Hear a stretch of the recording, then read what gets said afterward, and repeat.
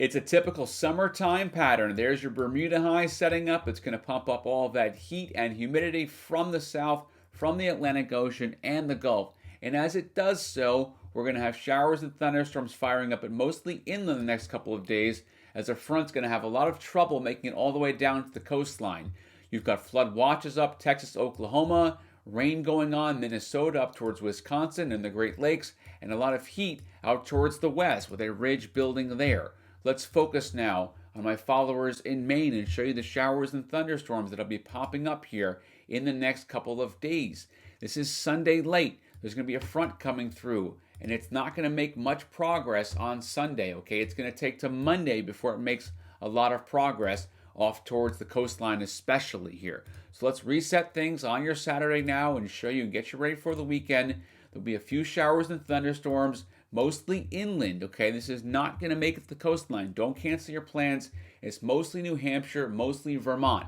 Then tonight we get a break, and on Sunday we fire things back up again here. Couple of showers, Oxford Hills. Those will fall apart as they make their way towards Augusta. And then Sunday afternoon, notice here, it's pretty dry across Maine, and here comes the main line over towards northern Vermont, Montpelier, and then back towards Burlington, and it doesn't make a lot of progress. This front is going to lose a lot of steam as it pushes towards the east here. So this is not going to be a front that marches to the coastline and dumps a ton of rainfall very quickly here. So let me show you the temperatures and the wind, get you ready for this weekend, and show you on your Saturday and Sunday you have an onshore flow, a southeast wind. Let's stop it here, Sunday afternoon. It's pretty much the same story, Saturday and Sunday. Wind is onshore, so you're going to have that fog bank in the afternoon, late evening time especially, pull on shore again, and all of the heat and humidity around the Bermuda High pumps in, so you're going to have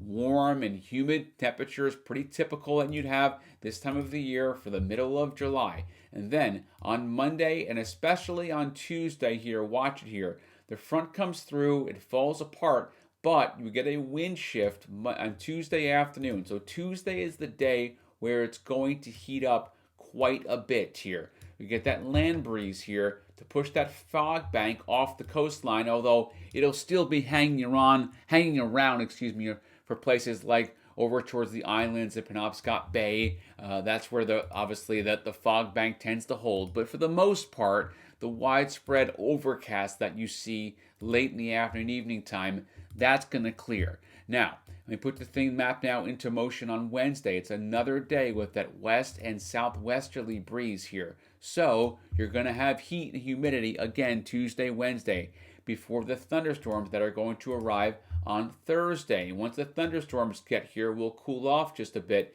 more like 80s. But the humidity, I want to point out, is going to stay up all the way into at least Friday of next week because of the wind coming up out of the west and southwest here. So heat and humidity will be around. It's not going anywhere anytime soon in the forecast.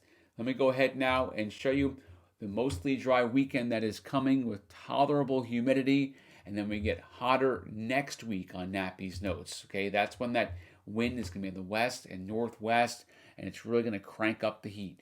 For your Saturday, 78, 77, only an isolated pop-up. Don't cancel your plans in Rangeley. Don't cancel your plans in the county. Things are clear for the most part. Can't rule out an isolated thunderstorm though, because it is summertime, and anytime you have the mountains there in the terrain, you get enough instability to pop off one shower or a thunderstorm or two. Monday is when the thunderstorms approach the mountains, but they won't make it down that far from the mountains, so I'll get into the inland coast forecast in a second. Tuesday, Wednesday, everyone clears out. We get a ridge in place, 80s, heat and humidity, and then more thunderstorms from a front Thursday and Friday. So now inland, here is the forecast. It's 76, 75. There will be some fog even as far inland when that fog bank pushes in, right? Okay, and then 77 on Monday.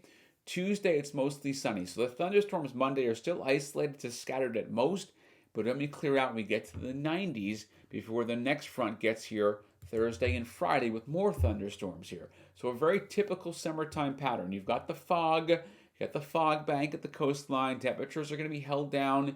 We get a little sun, but not a lot. And then 75, a couple of thunderstorms, not a lot Monday. Tuesday, it's mostly sunny Wednesday, partly cloudy. Humidity is up every day at the coast. We're not getting rid of humidity for several days. Now, it will be higher some days than others, but for the most part, this weekend humidity is tolerable, and then it gets a lot more uncomfortable next week if humidity is not your type of thing. Okay, it's going to be close to tropical, some 70s for dew points next week. And I'll talk more about that in the forecast coming up on jasonnaptyweather.com.